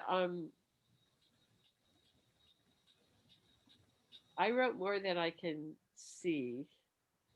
Oh, there's a limit on how much you can display? Well, I don't think that there really is, but it's not all getting displayed. So let me see if I can figure that out. Where are we? Okay, I'm seeing 2 lines under acknowledging. Do you have more than beyond that? No, I'm just not seeing them. You see the 2 lines? I see, yeah, acknowledging the role that environmental factors play in increasing a person's mental distress and supporting efforts to reduce environmental stressors. Okay, Is that what you're trying to show us? yes, Okay. because I don't see it when I get out Oh, of okay. Okay, and who's the dragon? I don't know, the anonymous, Yeah.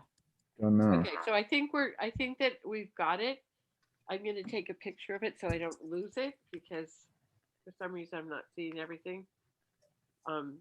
Did you say that you're not It's able also to? being, Go ahead. I'm sorry, it's being recorded, so we'll be able to see it, but I've also been tracking in the notes, in the minutes, Okay. what thank we've you. been saying. So if you guys want to look at that, and I put them in, I believe, the order suggested. So Okay. if you want to double check that, I can adjust as according. You're right on top of it, Tori. Thank you. Thank you. So if we're comfortable with what we have written, we have to decide where to put it. So let's look at the I think it's page 4 and see where we think it would fit in here. Does it replace something? Do we? Well, the first thing we could do is we could just, before we make a final decision, is just add it in as our commitment is, the mental health board commitment is, and put it there, and then see if it replaces something, see if it adds to something else. Just so we have it all to get all on the same page at the same We time. just type it in? Yeah. Or cut and paste, whatever. You could replace the mission as currently worded with that as a mission statement.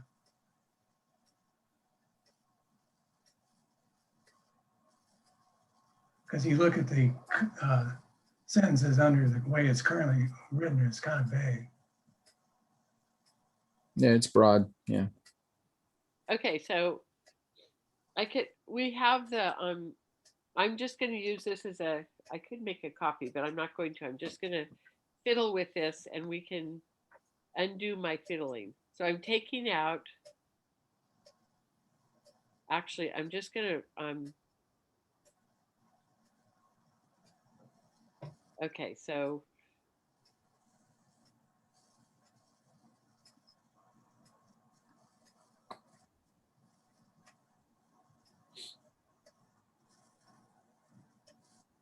I cut and paste my notes. Did it show up right Yeah. here? Yeah. We support the idea. Yeah. Mhm. Okay. Sorry if I took away your fun, Kathy. I just thought it would be a little faster no, for you. it scares me when things happen. But no, that's perfect. It didn't show up as totally different. I was just trying to figure out what had happened, but there it is. Okay. So Can we come up with something different than the word idea? We support the idea. Somehow that doesn't really, the rest of it doesn't seem to follow what You that know, action is. You could just say, we support, and then Yeah, reducing, treating, working, acknowledging. So you Sure. can eliminate the idea. Mm-hmm. okay, are you changing that? Thank you, Tori. Tori taking over, yay. Okay.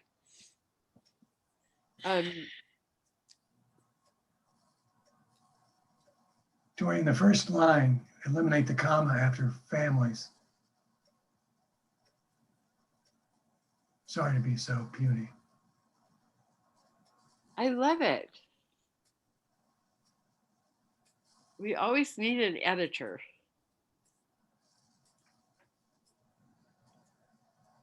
I like your idea, Bob Cobb, of I think that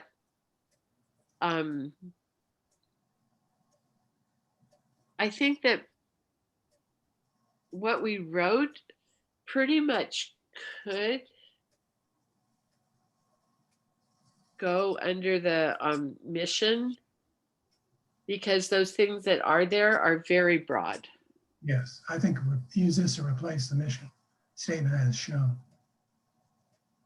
Since we've been more specific under what we support, the mission statement seems, very vague. So maybe just take out the whole mission statement Yes, and replace it with this. and just, yeah, take out Yeah. the whole. Yeah. Tori's 4 steps ahead of us and doing just great. Tori, can I give you another puny edit on the last bullet, acknowledging that environmental factors can increase a person's mental distress and support supporting efforts to reduce these stressors. You don't need to, we've already said environmental ones.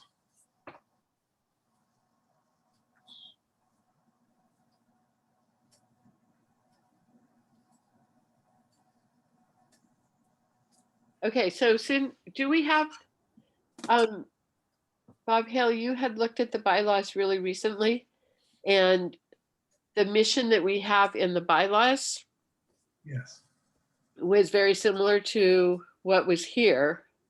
not really. It was much broader. The bylaws is broader than what we had.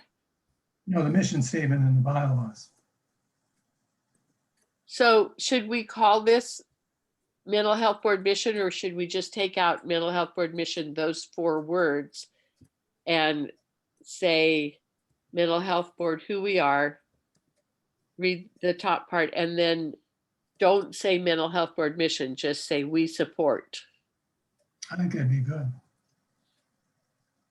So Tori, take out those 4 words, mental health board mission. See what that looks like.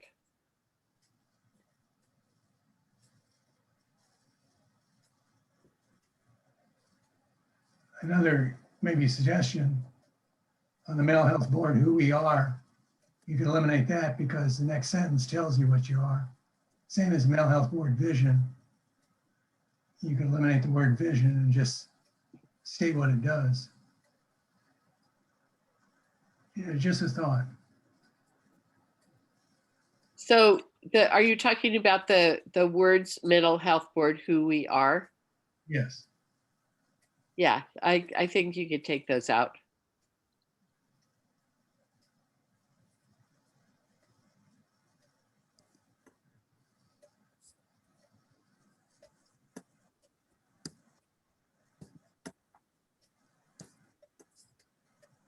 Are you seeing the changes okay? Yes. Okay.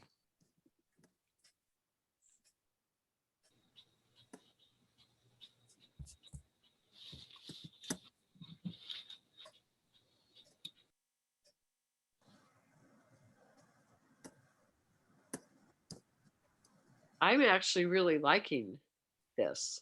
Oops. Oh, that's cute. Who's doing that? That's me. I'm trying to copy and paste it into our notes and I got a little wild. Sorry about that. Oh, I was trying to, can you hear me? Yes. I'm sorry, I have to keep asking that.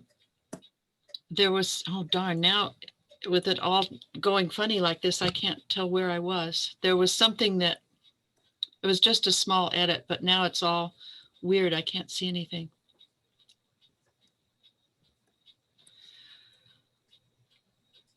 Okay, can you see it now? Working with mental,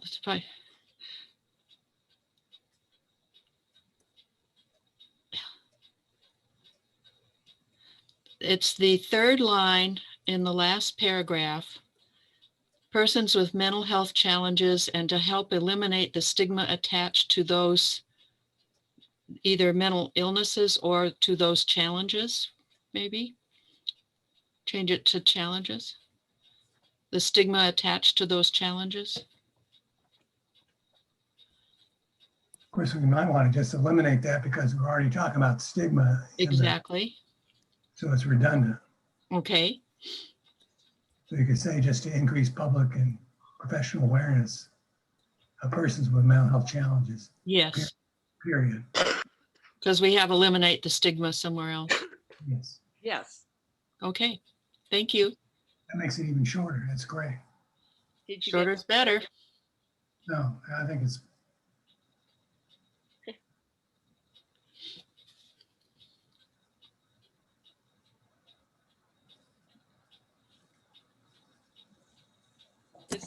this is sounding much more to the point and concise.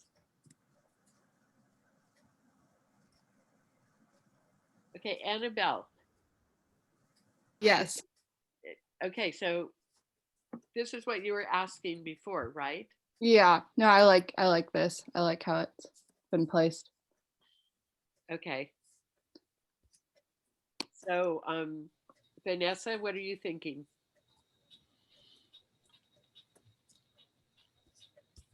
may not be there. at the No, moment. yeah, I like how it looks more concise, but yeah, let's looking good. I agree. Just another editorial comment on the first paragraph. Okay, Concerning self-formulated policies.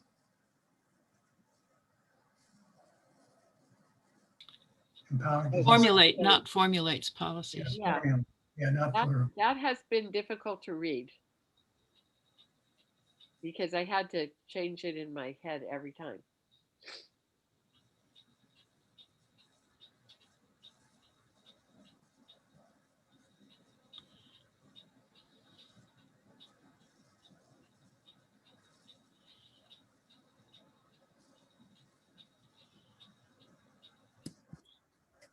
In the first paragraph, do you need consistent? You say continuum of care. I'm just trying to think ways to shorten it. Yeah.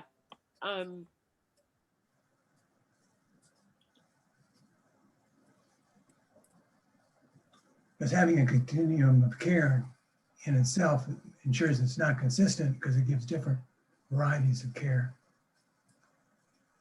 But anyway, that's Right. puny. Yeah. Well, the only reason that I would put in the consistency there is that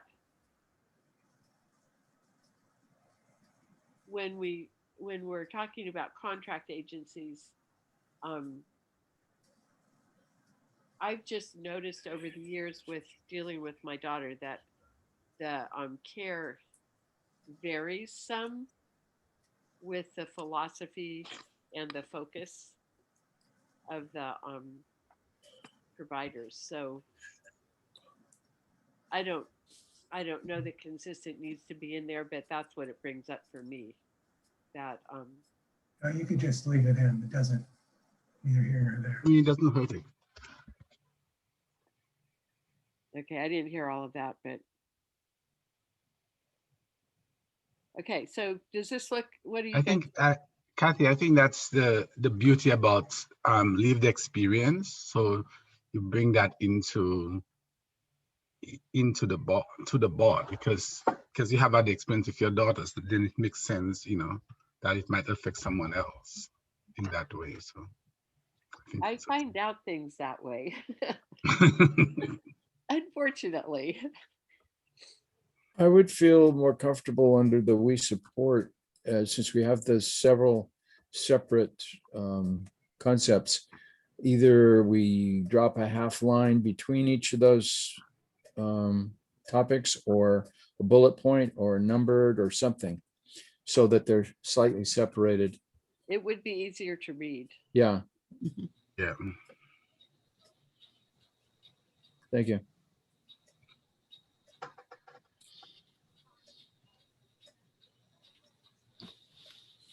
When it's finalized, I can make it pretty with bullet points, but this is just our draft and I'm not sure if the post-it notes offer bullet points. So I just separated it for you.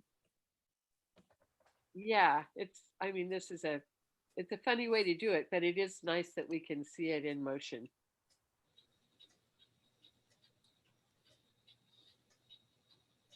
With these kinds of tools, nobody ever has to leave home to go to work anymore. Yeah, No. there you go. Well, I have actually found it pretty amazing that having to teach virtually, I learned about a lot of tools that I didn't know were there. So, they're good tools. Okay, so I'm actually feeling pretty comfortable. Does anybody have more that they think we need to add in here?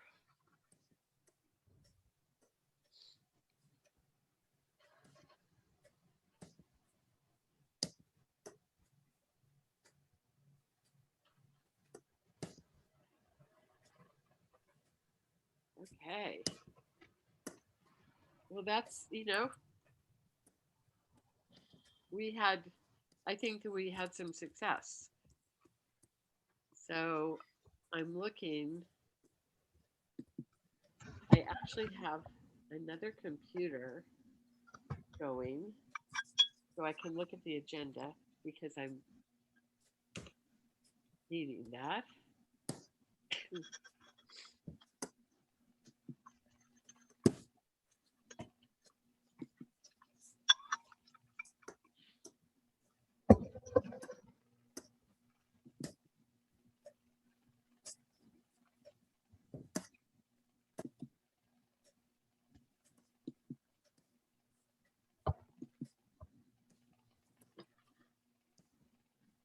Okay. I think that this is good. And I don't know that we have, I think that we've accomplished something. I'm not sure that we have next steps that we need to do. Well, there's always next steps, but today. So does anybody have more discussion?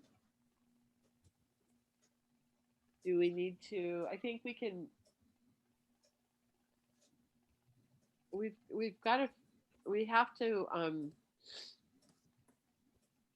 I don't know that we have to do any sort of a vote. We're all working on this and we are in agreement that it's what we want. So